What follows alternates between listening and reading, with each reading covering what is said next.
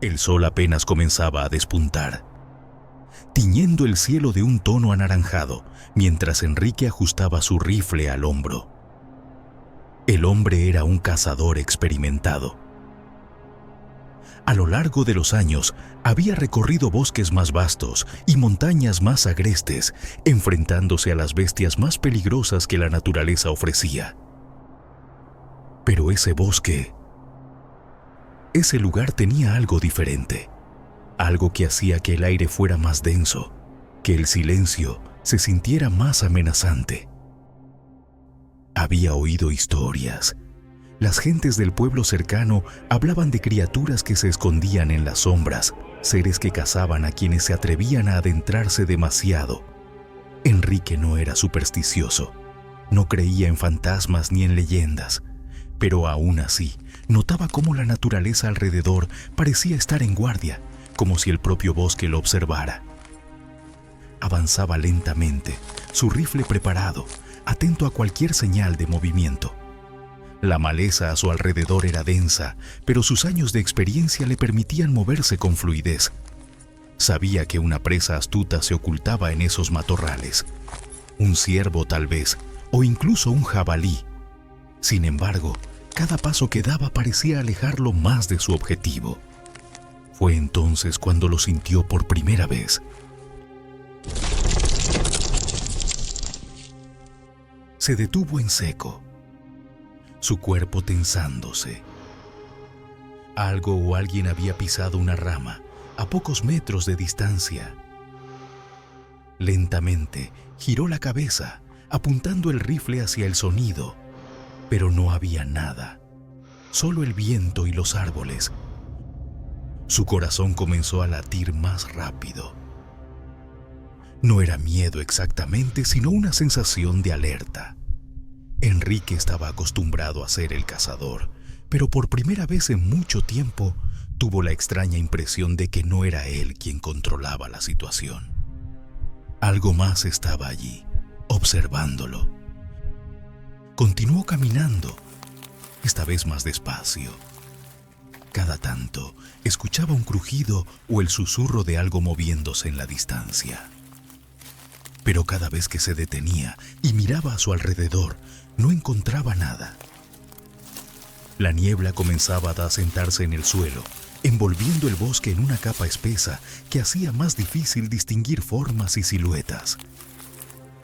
La sensación de ser observado crecía, como una presión invisible sobre su espalda. Algo jugaba con él, algo que disfrutaba de su desconcierto. Enrique intentaba ignorar esa idea, pero no podía evitar mirar de reojo, esperando encontrar la fuente de su incomodidad. Después de lo que parecieron horas, llegó a un claro.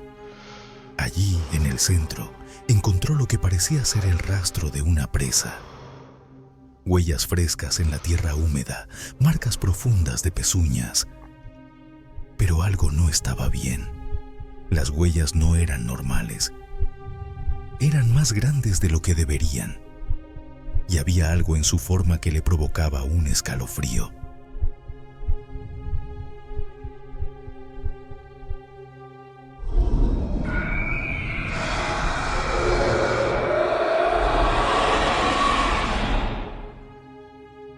Un rugido distante rompió el silencio.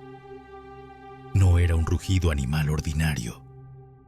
Era profundo, casi gutural, y parecía venir desde todas direcciones a la vez. Enrique tensó la mandíbula, su mente analizando rápidamente la situación. No podía identificar la criatura, y eso le inquietaba. Como cazador, siempre había tenido claro el comportamiento de sus presas, pero ahora sentía que algo estaba fuera de su control. Decidió seguir adelante. Pero ahora sus pasos eran más cautelosos. Sabía que estaba siendo acechado. Esa criatura, lo que fuera, no lo había atacado aún. Estaba jugando con él, como el gato juega con el ratón antes de matarlo. Las sombras a su alrededor parecían moverse con vida propia. Cada rincón del bosque se volvía más oscuro, más hostil. Enrique sentía la presión aumentar en su pecho. Esa sensación incontrolable de que algo terrible estaba a punto de suceder. Pero no podía detenerse. No podía regresar con las manos vacías y la cabeza llena de miedos. De repente se detuvo. Giró rápido, apuntando con el rifle. Su dedo sobre el gatillo. Esta vez vio algo. Una silueta, apenas visible entre los árboles. Era grande, más grande que cualquier animal que hubiera visto antes, pero su forma estaba oculta entre las sombras. Los ojos, esos ojos rojos, lo miraban fijamente, brillando como brasas en la oscuridad. Enrique se congeló. Durante un segundo que pareció una eternidad, la criatura no se movió. Entonces, sin previo aviso, desapareció. La criatura estaba cerca, demasiado cerca.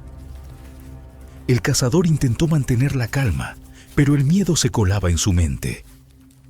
Sabía que no estaba preparado para enfrentar algo así. No podía cazar lo que no entendía. Mientras caminaba, los murmullos aumentaban. Ahora parecían voces, pero no podía distinguir lo que decían. Eran como ecos de sus propios pensamientos, distorsionados, repetidos, como si alguien estuviera imitando su miedo. Las palabras flotaban en su mente, mezclándose con sus propios recuerdos. Sintió una presión en su pecho. Era como si el aire se hubiera vuelto más denso, más pesado. Algo invisible lo envolvía, como un abrazo oscuro. De repente, sus recuerdos comenzaron a desbordarse. Su pasado, sus errores, todo lo que había enterrado dentro de sí mismo, ahora salía a la superficie. Recordó a su padre, también cazador, exigiendo perfección, obligándolo a enfrentarse a sus propios miedos desde niño. Recordó la primera vez que falló un disparo y cómo su padre lo miró con desprecio. Las palabras que no había querido recordar resonaban ahora con claridad. ¡No sirves para esto! Enrique sacudió la cabeza, intentando despejar esos pensamientos. Esto no era real, no podía ser real. Pero las voces seguían, como si la criatura no solo estuviera cazando su cuerpo, sino también su mente. De repente, la criatura volvió a aparecer. Esta vez más cerca. Estaba delante de él, alta y grotesca, con una forma que no podía definir del todo, como si las sombras mismas fueran su piel. El cazador apuntó el rifle, pero algo en su interior le gritaba que no disparara. No era un animal, no era algo que pudiera abatir con una bala. Era una manifestación de algo más profundo, algo que había estado acechándolo durante toda su vida. La criatura lo miraba, no con rabia, sino con una calma que le resultaba mucho más aterradora. «¿Qué eres?», murmuró Enrique, con la voz quebrada. No hubo respuesta, solo el rugido bajo y constante que emanaba de la criatura. Enrique sintió como el miedo lo consumía. Estaba solo en el corazón del bosque, frente a algo que no podía entender, algo que no podía vencer. Los murmullos en su cabeza se intensificaron. Las voces se alzaban cada vez más, recordándole cada fracaso, cada error, cada decisión equivocada. No podía soportarlo más. Gritó, disparando el rifle varias veces, pero las balas parecían atravesar la criatura sin hacerle daño. Era inútil. Estaba atrapado en su propia pesadilla.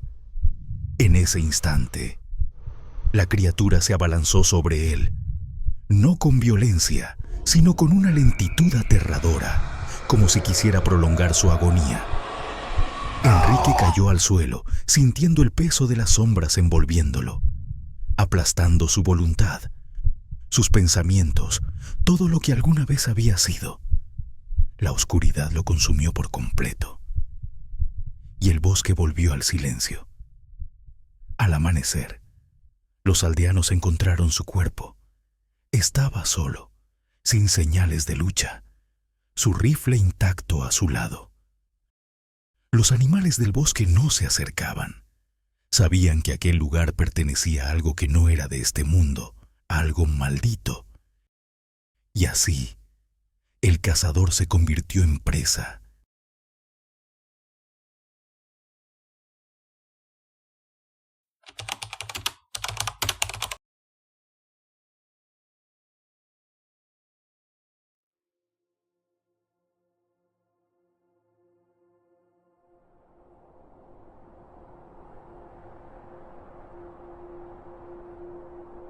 Era una tarde nublada cuando un grupo de amigos decidió explorar el viejo orfanato abandonado en las afueras de la ciudad. Los rumores sobre su oscuro pasado siempre habían circulado en la localidad. Se decía que algunos niños nunca encontraron un hogar y que las almas de aquellos que vivieron allí todavía merodeaban por los pasillos. El grupo, compuesto por Clara, Leo, Marta y Pablo, se acercó al orfanato. Un enorme edificio de ladrillos desgastados y ventanas rotas. Las sombras se proyectaban alargadas y la atmósfera era inquietante, como si el lugar respirara un aire de tristeza y abandono.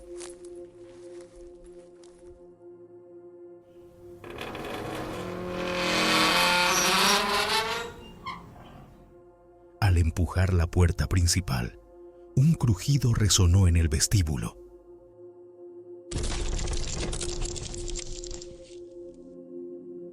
El aire era pesado, cargado de un olor a moho y descomposición. La entrada estaba adornada con retratos descoloridos de niños. Sus ojos parecían seguir a los intrusos, llenos de una melancolía que helaba la sangre. Los amigos se adentraron en el vestíbulo. La escalera principal se alzaba hacia la oscuridad del segundo piso, y la luz de sus linternas apenas lograba penetrar el ambiente opresivo. Las paredes, cubiertas de hiedra y hongos, parecían estar llorando su pasado. Decidieron explorar las habitaciones del primer piso. Cada puerta que abrían revelaba espacios vacíos y desordenados, con restos de muebles destrozados y papeles esparcidos por el suelo. En una habitación, Clara encontró un viejo juguete de peluche. Cubierto de polvo y telarañas, se agachó para recogerlo, sintiendo una extraña conexión con el objeto. Sin embargo, un escalofrío recorrió su espalda. Pablo, más audaz, se acercó a una puerta cerrada con un viejo candado.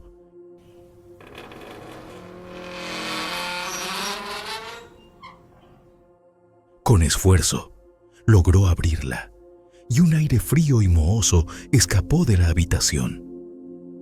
Dentro, un desorden de objetos olvidados se acumulaba en las esquinas. Un viejo diario yacía en el suelo, cubierto de polvo.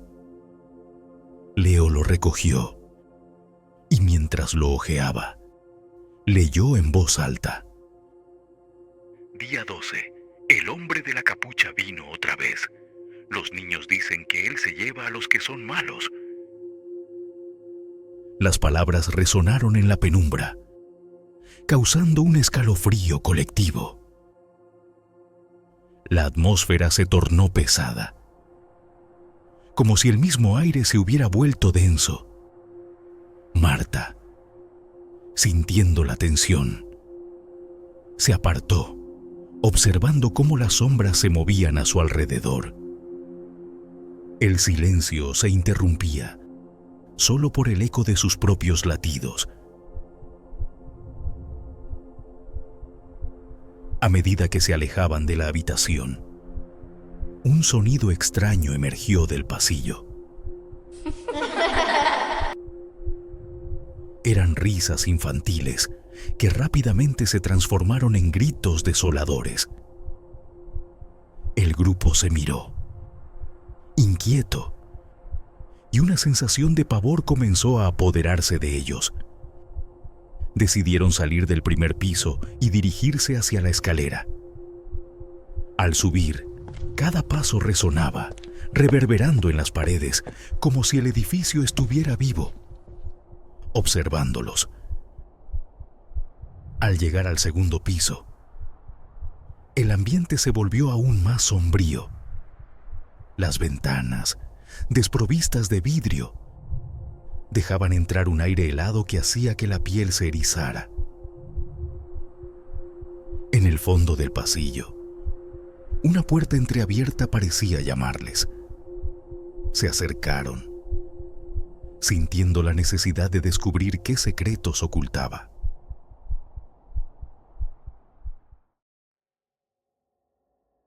La habitación estaba sumida en la oscuridad. Pero a medida que encendieron las linternas, revelaron un espacio lleno de objetos desgastados. Una cama rota, un armario polvoriento y juguetes esparcidos por el suelo. En una esquina, un viejo escritorio tenía un álbum de fotos abierto.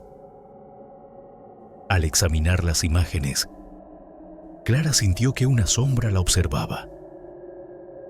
Los niños en las fotos parecían sonreír, pero sus ojos estaban vacíos, desprovistos de vida.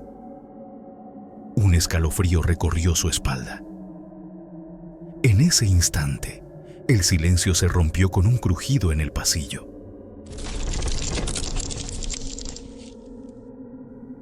¿Alguien más oyó eso?, preguntó Pablo, su voz temblando. A medida que se acercaban al pasillo, Clara sintió que algo no estaba bien. La atmósfera se tornaba cada vez más opresiva. Un aire frío comenzó a rodearlos, como si un aliento helado estuviera presente. Decidieron que era momento de salir. Pero antes de que pudieran hacerlo, la puerta a la que se habían acercado se cerró de golpe. El grupo se quedó paralizado y el pánico se apoderó de ellos. Trataron de abrir la puerta, pero estaba atascada. La desesperación se instaló y comenzaron a mirar a su alrededor. Las paredes parecían moverse, como si el orfanato intentara atraparlos en su historia. De repente, Clara escuchó un murmullo, como un susurro que venía de más allá de la puerta cerrada. Era el llanto de un niño, y el eco resonaba en su mente, llenándola de una sensación de urgencia. ¡Debemos salir!, gritó Marta, mientras el terror comenzaba a hacerse insostenible. Finalmente, lograron abrir la puerta, pero no sin dificultades. El pasillo estaba vacío y la sensación de ser observados aumentaba.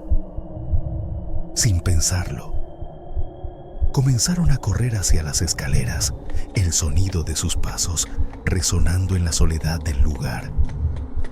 Mientras descendían, los ecos de risas infantiles seguían a sus espaldas. El aire se tornó denso y una sensación de desesperanza se instaló en sus corazones. Finalmente, alcanzaron la planta baja y se dirigieron hacia la puerta principal. que parecía estar más lejos que nunca. Pero antes de llegar, un grito desgarrador resonó en el aire, deteniendo a Clara en seco. La figura encapuchada apareció en el umbral, bloqueando su salida. Era una sombra ominosa, con una presencia que helaba la sangre. La figura se movió lentamente, como si disfrutara del miedo que provocaba. El aire se tornó frío, y Clara sintió que sus extremidades se entumecían. Los recuerdos de los niños que habían pasado por ese lugar inundaron su mente. Una visión de desesperación y tristeza. ¿Por qué te vas, Clara? Preguntó la figura, su voz resonando en el eco del orfanato. Clara miró a sus amigos, buscando una salida, pero la desesperación se convirtió en pánico. En un acto instintivo, empujó a Leo hacia la puerta y saltó detrás de él. Pero la figura avanzó, atrapándolos en su abrazo helado. La oscuridad comenzó a envolverlos, y los gritos de sus amigos se desvanecieron en el aire.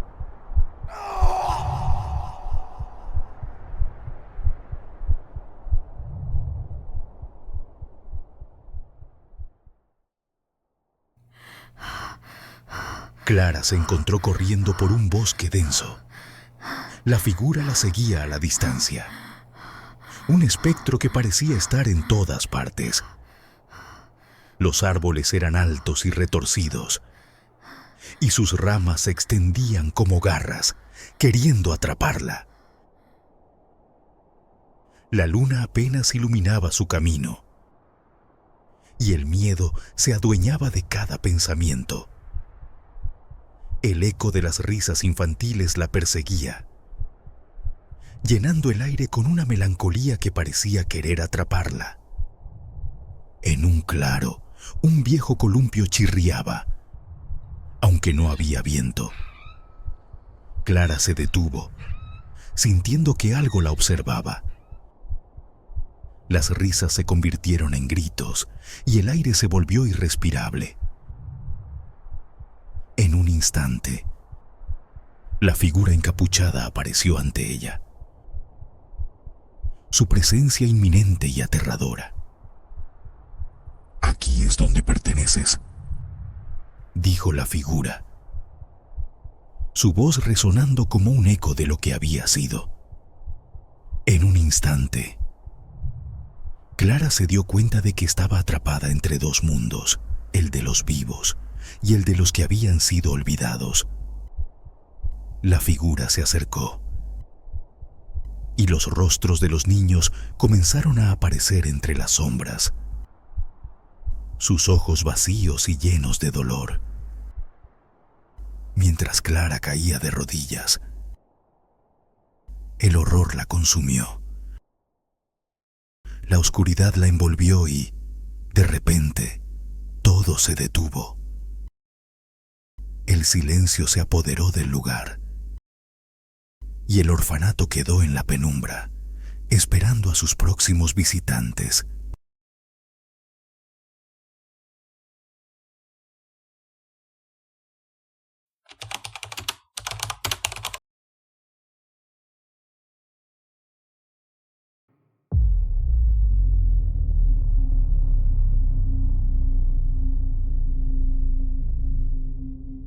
Desde pequeño siempre escuché las historias sobre el pantano que yacía en las afueras de Hollow Creek. Mis abuelos me hablaban de él con una mezcla de temor y respeto. El pantano de los susurros, lo llamaban, un lugar del que pocos volvían, y los que lo hacían nunca eran los mismos. Por supuesto, de niño esas historias me parecían exageraciones para asustarnos, para evitar que nos adentráramos en sus fétidas aguas, pero ahora, después de lo que ha pasado, Sé que todas las advertencias eran ciertas y mucho más de lo que jamás imaginé. Me llamo Jacob y lo que voy a contar sucedió hace exactamente una semana. Mi hermano Peter desapareció. Nadie en el pueblo sabía a dónde había ido, pero yo sí lo sabía. Llevaba meses obsesionado con una leyenda local, el tesoro de los espíritus, una reliquia antigua que, según los cuentos, estaba enterrada en lo más profundo del pantano. Peter siempre fue el más aventurero de los dos, el que no temía desafiar las leyendas ni enfrentarse a lo desconocido. Cuando lo vi por última vez, me dijo que iba a comprobarlo por sí mismo. Fue la última vez que hablamos. 3 días después de su desaparición, algo se rompió dentro de mí. Tenía que ir tras él, no por curiosidad ni por esa estúpida leyenda. Lo hacía porque era mi hermano y no podía dejarlo allá afuera solo. La policía había buscado en los alrededores, pero ninguno se atrevió a ir más allá del borde del pantano. Yo sí lo haría. Así que una noche, armado con una linterna y una mochila ligera, me adentré en el pantano de los susurros. Recuerdo claramente la sensación de cruzar ese límite invisible que separaba el bosque del pantano. La temperatura cayó bruscamente y el aire se volvió denso, casi irrespirable, como si algo invisible tratara de ahogarme antes siquiera de empezar. Mis botas se hundían en el barro y el hedor a agua estancada y descomposición vegetal se hizo más fuerte con cada paso. El miedo comenzaba a arraigarse en mi estómago, pero lo ignoré. Tenía que encontrar a Peter. El silencio del lugar me resultaba inquietante. No se oía ningún animal, ni ranas, ni insectos, nada. Solo el chapoteo de mis pies y el susurro del viento entre los árboles. Pero pronto ese silencio fue roto por un sonido extraño. Un murmullo, suave, distante. Me detuve, tratando de escuchar mejor. Los susurros parecían venir de todas partes, como si el aire mismo hablara en un idioma antiguo y olvidado. «Peter», dije en voz alta, sin esperar respuesta. Mi propia voz se perdió rápidamente en la oscuridad. Seguí caminando, pero algo cambió. Sentía que no estaba solo. Esa sensación de ser observado, de que algo o alguien me seguía en la distancia, crecía con cada paso que daba. Los susurros se hicieron más fuertes y ahora podía distinguir palabras sueltas, fragmentos de frases que no tenían sentido. Parecía que me llamaban, que me invitaban a seguir adelante. Mis pies comenzaron a hundirse más profundamente en el lodo y la neblina que envolvía el pantano se espesó hasta el punto en que apenas podía ver unos metros frente a mí. La linterna, que hasta ese momento me había proporcionado algo de consuelo, parecía inútil contra la densa oscuridad que me rodeaba. Después de caminar durante lo que me parecieron horas, encontré algo que me hizo detenerme en seco. Era el reloj de Peter medio enterrado en el barro. Lo recogí y el pánico se apoderó de mí. Esto no era un simple objeto caído. Peter había estado aquí. Miré a mi alrededor desesperadamente, esperando ver algo que me indicara que mi hermano aún estaba vivo. Pero lo único que vi fue más niebla, más pantano. Grité su nombre una y otra vez, pero no hubo respuesta. De repente, algo llamó mi atención. Un sonido, no muy lejos, como el agua chapoteando. Me giré rápidamente, apuntando con la linterna hacia la dirección del ruido. El haz de luz solo logró perforar la niebla lo suficiente para revelar la silueta de alguien o algo de pie en la distancia. Mi corazón saltó en mi pecho. «¿Peter?», volví a gritar, con la esperanza de que fuera él. La figura no respondió de inmediato, pero comenzó a moverse lentamente hacia mí. Cuando estuvo más cerca, pude distinguir su rostro, o lo que quedaba de él. Era Pedro, pero algo estaba terriblemente mal. Su piel estaba pálida, como si hubiera estado sumergido en agua durante días. Su cabello goteaba barro y agua, y sus ojos estaban vacíos. completamente desprovistos de vida, de emoción, y entonces sonrió, una sonrisa torcida, antinatural, que no le pertenecía. Algo en su expresión era grotesco, como si alguien hubiera tomado los rasgos de mi hermano y los hubiera deformado en una caricatura macabra. «Jacob», dijo con una voz que no era del todo la suya, mientras seguía avanzando hacia mí. Retrocedí. El miedo me invadía como una marea negra. Lo que tenía delante no era mi hermano, era una sombra, una marioneta controlada por algo mucho más oscuro, mucho más antiguo que cualquier leyenda. Y entonces lo vi. Detrás de Peter, la niebla se arremolinaba, formando una figura que no debería existir. Era alta, más alta que cualquier hombre, y su cuerpo parecía hecho de la misma sustancia que componía el pantano: agua, lodo y oscuridad. Sus ojos brillaban en la niebla, dos orbes incandescentes que me miraban con una intensidad que me congeló el alma. «Ven», susurró la figura, o tal vez fue el propio pantano. No lo sé. Las palabras parecían resonar dentro de mi cabeza. El pánico me golpeó con fuerza. Intenté correr, pero mis pies estaban hundidos en el lodo. Cada vez que tiraba, el pantano me atrapaba más, como si tuviera voluntad propia. Peter, o lo que fuera esa cosa que usaba su cuerpo, seguía acercándose, sus brazos extendidos hacia mí, como si quisiera arrastrarme con él al agua oscura. «No», grité, tratando de deshacerme del lodo que me retenía, pero cuanto más luchaba, más fuerte era el tirón. Sentí algo frío rodear mis piernas, algo que no era barro. Eran manos, cientos de manos invisibles que surgían de las profundidades del pantano, tirando de mí hacia abajo. Los susurros se intensificaron. Podía escuchar palabras claras ahora, como una cacofonía de voces entremezcladas, todas repitiendo lo mismo. «Tú, también, nos perteneces». Mi mente se nubló por el terror. En un último esfuerzo desesperado, logré sacar un pie del lodo y retrocedí, tambaleándome. La figura de Peter se detuvo por un segundo, como si algo lo hubiera contenido. Pensé que tal vez aún quedaba algo de mi hermano dentro de esa cosa, pero luego lo vi. Su sonrisa se torció aún más, y sus ojos, esos ojos vacíos, me miraron fijamente mientras levantaba una mano señalando hacia el pantano. «El pantano siempre reclama lo que es suyo», susurró. De pronto, la figura oscura detrás de Peter comenzó a moverse más rápido.